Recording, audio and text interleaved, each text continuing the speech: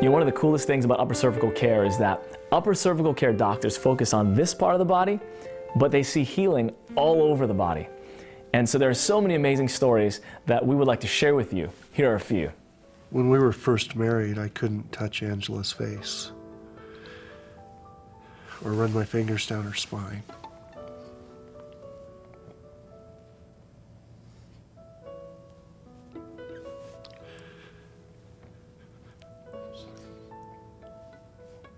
Always been very proud of how she handled all that pain. At school, sometimes kids do these posters and they put their hands in paint and they stick their hands on the poster. And she wrote this, it was Father's Day, "Dear Dad," and of course they helped them write this stuff, but it was in painting. "I really love you, I hope you get well." Two little hands. She knew I was sick. She didn't know why. And I didn't know why.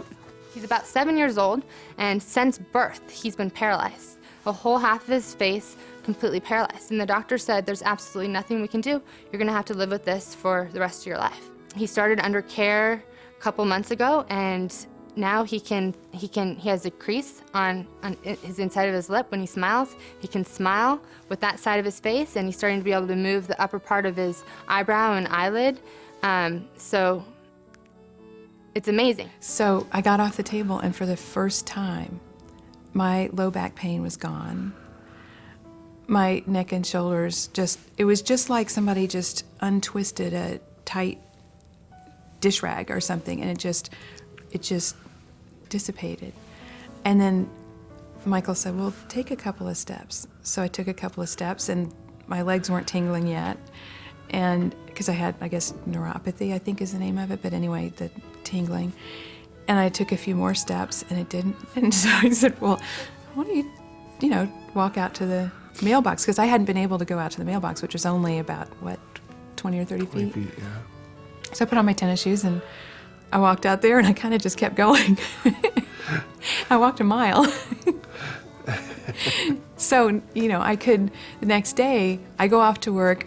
I'm in my skirt suit, my heels, carrying my briefcase, the whole thing, walking the 3 city blocks to get into the office. Nobody has a clue. I meet everybody, go through the orientation. No one has a clue that I was like almost immobile for the year before that. She's dragging her left leg, walking with a cane. Okay, so we x-ray her, adjust her on Thursday night. Saturday morning, she came back into the office to be rechecked. No cane, and lifted her leg up. And I looked at her, and I said, what happened? It blew me away, so to speak. And she says, that's not all of it. You had me lay down for 15 minutes. I have people rest after an adjustment. After I got up, I went to the car, and I put my leg in the car without any help or assistance. That was 20 minutes later. She'd been walking with a cane and dragging that leg around for 6 years. You see why I won't retire? And I could hear everything. And the ringing stopped. And my back's feeling much more relaxed. I don't have any pain, and tingling stopping. And I got home and I ate something, and it was hardly in. I still had a bit of pain, but there wasn't excruciating pain. It wasn't driving me over. But I was very careful not to use the jaw too much. But I was so happy that I picked up my daughter, Holly. We danced, had like this until, I think it was like 3 o'clock in the morning or something like that. And then she was asleep. I took her up to bed, put her down, and I crashed out. And I don't know, I think it was 12 hours, 15 hours, I'm not quite sure. It was a long time. And I woke up and I felt I was a 21-year-old again. And I'm looking in the mirror, and my head's not like this anymore, it's like this. I have a patient who has cerebral palsy, and a 13-year-old boy. When he first came into my office, he's had multiple surgeries on his arms and legs because his bones were twisted. And when he first came into my office, his right foot flared out, almost horizontal compared to the left foot. The next time he came in to see me, his foot was almost parallel to the other one. The next time, 3 days later, he came in to see me, his foot was almost parallel. And he what he cares about, he's running faster. His teachers report that he's doing better in school, and I mean, it's changed his life.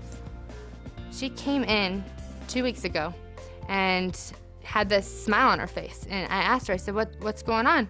And she looked at me and said, I'm pregnant. I said, you're pregnant? That's amazing, congratulations. I said, how long have you been trying? And she turned and looked at me with real straight face and said, I've never been on birth control. We just never thought I could get pregnant, that I could conceive. And then she turned to me and said, I know it's been being under this care. I know upper cervical specific care has changed my life, has allowed my body to function the way it's supposed to, and given my body then the ability to function properly so that I could then conceive. There was a 10-year-old boy who, his sister and his mother and father are real good patients. And last Thanksgiving, you know, Thanksgiving is Thanksgiving, you say thanks.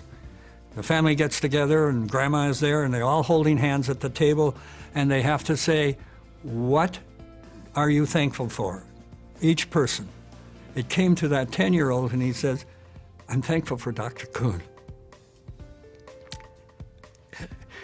And it isn't just me, it's recognizing that he has his health. He could come in with a flu or a cold and get adjusted and the next day be fine.